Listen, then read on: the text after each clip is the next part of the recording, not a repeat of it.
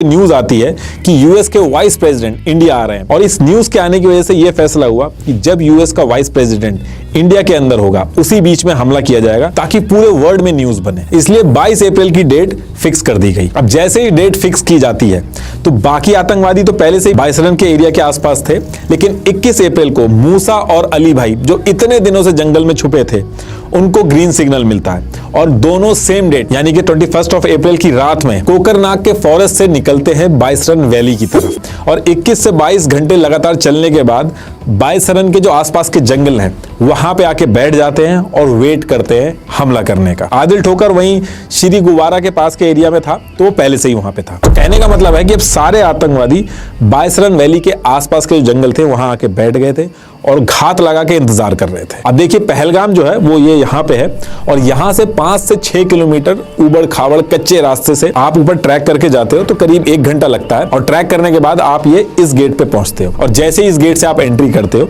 तो एंट्री करते ही 800 मीटर लंबा और 600 मीटर चौड़ा ग्रीन मैदान दिखता है। यही मैदान है बाइसरन वैली और इसी के आसपास के जंगलों में आतंकवादी छुप के वेट कर रहे थे। तो एक यहाँ से एंट्री एग्जिट गेट है और एक यहाँ से एंट्री एग्जिट गेट है इस मैदान का।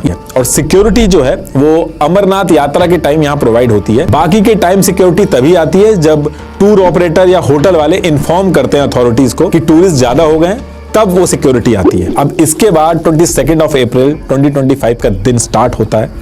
9 बजे बाइसरन वैली की एंट्री खुलती है और पहलगाम से टूरिस्ट अलग अलग होटलों से अपनी अपनी लोकेशन से बाइसरन वैली की तरफ पहुंचना शुरू करते हैं और बाइसरन वैली का जो मेन गेट है यहाँ से टिकट ले लेके बाइसरन वैली में एंट्री लेना स्टार्ट करते हैं और धीरे धीरे करके 1000 टिकट बिक चुके थे, मतलब कि 1000 लोगों का फुटफॉल इस एरिया में हो चुका था। और अब इसके बाद दोपहर के 1:30 बज चुके थे और तब तक करीब 400 टूरिस्ट बचे थे इस लोकेशन के अंदर। बाकी सारे जितने थे वो वापस जा चुके थे। किसी को भी बिल्कुल आइडिया नहीं था कि आगे क्या होने वाला है। अब इसके 15 मिनट बाद यानी कि 1:45 पे पहला आतंकवादी मोस्ट प्रोबेबली आदिल ठोकर जो था वही घुसता है। देखिए यहाँ पे जो मैं आपको जितनी भी चीजें बताऊंगा इस पूरे सीन में ये कहना मुश्किल होगा कि इधर से मूसा गया या इधर से आदिल गया, क्योंकि इस चीज का कॉन्फर्मेशन नहीं हो पाया कि आदिल किधर से घुसा मूसा किधर से घुसा। सिर्फ इतना कंफर्म हुआ है कि मूसा, अली भाई और आदिल वहां पे थे जिन्होंने बंदूकें चलाई थी और कुछ आतंकवादी जो थे वो जंगल में एज अ बैकअप थे।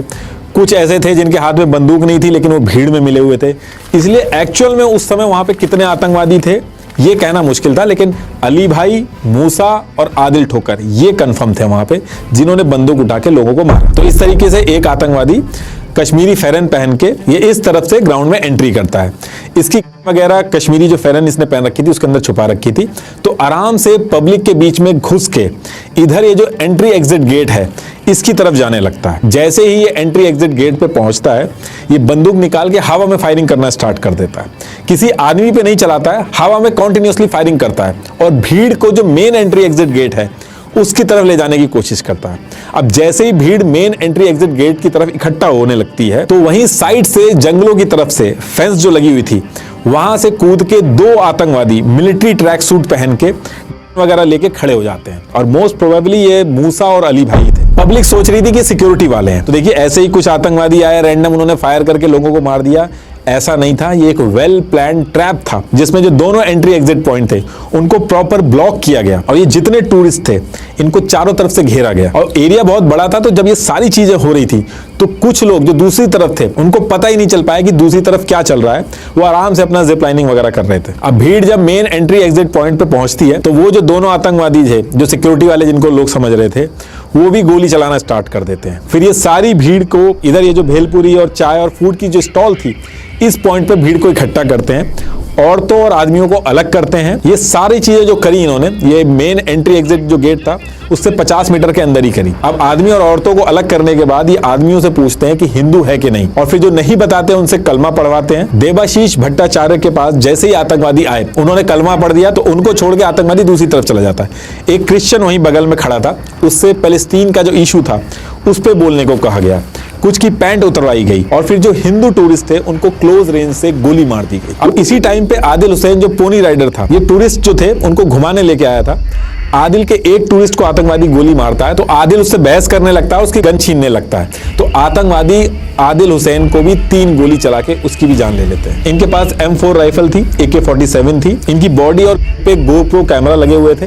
तो ये सारी चीजें रिकॉर्ड कर रहे थे और जिन लोगों की जान चली गई थी उनके साथ सेल्फी ले लेके अपने फोन में रख रहे थे। और भी बहुत सारी चीजें हैं जो मैं बता नहीं पाऊंगा और आप सुन भी नहीं पाओगे। तो ये सारी चीजें ये लोग 20 से 25 मिनट तक इन्होंने की। ये सारी चीजों में 26 लोगों की जान गई। उनके नाम ये हैं।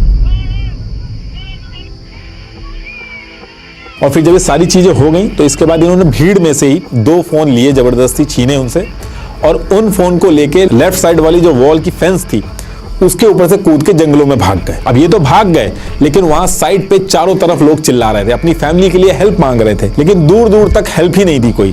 फिर जैसे तैसे करके 2:30 बजे पुलिस के पास पहली बार इंफॉर्मेशन पहुंचती है कि बायसरन वैली में आतंकवादियों ने ये सब कर दिया है। पहलगाम पुलिस स्टेशन के SHO शॉक्ड हो जाते हैं और इनको बायसरन वैली पहुंचने में टाइम लगता। तो इन्होंने जल्दी मदद भिजवाने के लिए कश्मीर की सारी यूनियन के जो जनरल प्रेसिडेंट अब्दुल वाहिद थे, इनको इन्फॉर्म करते हैं कि ये सारी चीजें हो गई और जल्दी से जल्दी हेल्प भेजी जाए। और अब्दुल वाहिद को जैसे ही पता चलता है वो पोनी ओनर एसोसिएशन के प्रेसिडेंट रईस अहमद भट्ट को बता देते हैं। इनके भी फोन के नेटवर्क नहीं आ रहे थे तो ये अकेले ही बायसरन वैली की तरफ भागने लगते हैं और जो रास्ते में जो इनको 1-2 लोग मिलते हैं उनको अपने साथ ले लेते हैं और जंगल से शॉर्टकट लेके फोर्सेस से पहले पहुंच जाते हैं। कहने का मतलब है कि इतनी भीड़ में सिर्फ 5 से 6 लोग ही पहुंच पाए थे मदद के लिए। ये प्रोफेशनल भी नहीं थे तो ये लोग पीठ वगैरह पे बैठा के जिस तरीके से रेस्क्यू किया जा सकता था वो कर रहे थे। फिर जैसे तैसे करके SHO रियाज जो है वो पहुंचते हैं और फिर CRPF की 116 बटालियन के कमांडेंट राजेश कुमार जो थे वो अपनी 25 लोगों की टीम के साथ पैदल भागते भागते साइड पे पहुंच जाते हैं और फिर रेस्क्यू ऑपरेशन स्टार्ट होता है। हेलीकॉप्टर वगैरह आते हैं। अब जैसे ही हमला होता है इसके थोड़ी देर बाद TRF जो थी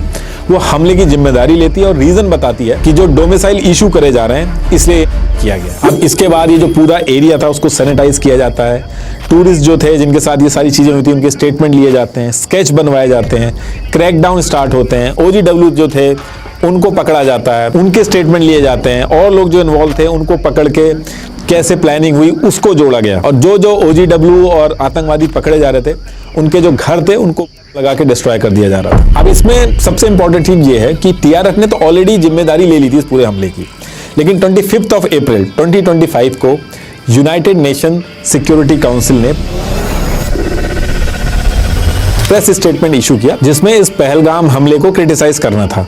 तो इस प्रेस स्टेटमेंट का जो फर्स्ट ड्राफ्ट था उसमें direct the resistance front TRF का नाम लिखा हुआ था, लेकिन जैसे ही TRF का नाम इसमें लिखा हुआ देखा पाकिस्तान ने इसका अपोज किया। पाकिस्तान ने कहा कि UN की इस ऑफिशियल प्रेस स्टेटमेंट से TRF का नाम हटना चाहिए। ये उस स्टेटमेंट की ओरिजिनल कॉपी है, आप पॉज करके देख लेना, कहीं भी TRF का नाम मेंशन नहीं है। चाइना ने भी UN की 1267 सैंक्शन कमेटी में TRF को ब्लैकलिस्ट करने वाला जो इंडिया का प्रपोजल था उसको रोक दिया। चाइना के डिप्लोमेट च्वांग ली ने पाकिस्तान के कहने पे TRF का नाम लिस्ट से हटा दिया और बहुत ही फक्र से पाकिस्तान ने नाम हटाने के बाद अपने पार्लियामेंट में बताया